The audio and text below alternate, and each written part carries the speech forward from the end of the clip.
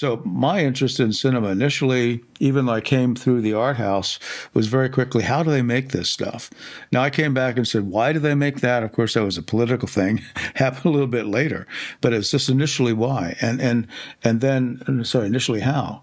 So I took everything of the classical Hollywood, breakdown boards, strip boards. We used to have the old strip boards, the thin pieces of basically cardboard. And that is what I took away, really, from the Hollywood experience, was how they made the movies and the efficiencies out of the studio. So I still, like when I make, quote, art films, I make them very much within the traditional studio setup. Like the last film, The Efficient Place, was shot in 10 days with no overtime.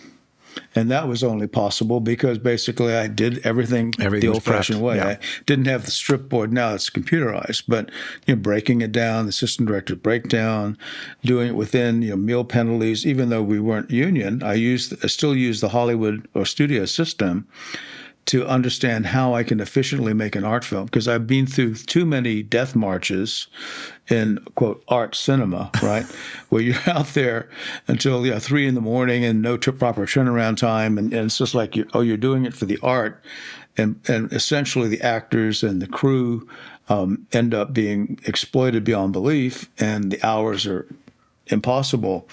So I said, no, I'm going to take what I learned about how you make a movie in Hollywood and apply it to how I make a film there. So like, Fishing Place, 10 days, no overtime. Amazing. The one before it, GAVAGAI, 8 days, no overtime.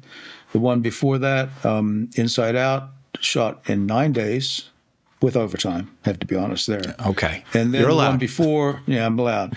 But still, 8 days for a 2-hour film. And then one before that was my biggest budget film, was ARC, A-R-C. That was 18 days, but we shot in L.A., not in L.A., sorry, shot in Baltimore and shot in New Mexico. So it had to put travel in there. Right. First day, talking to strangers, 9 scenes, 9 days.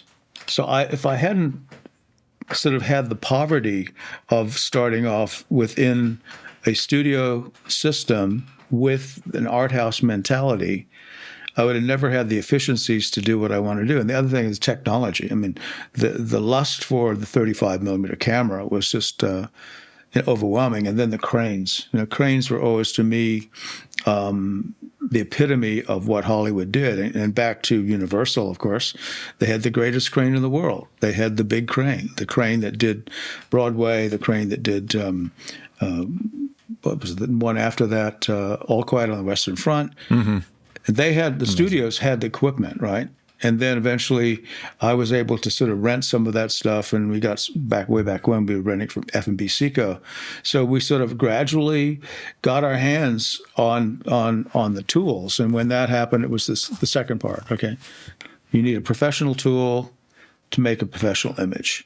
And you need to have the scheduling and the budgeting to be able to make a professional image on a budget.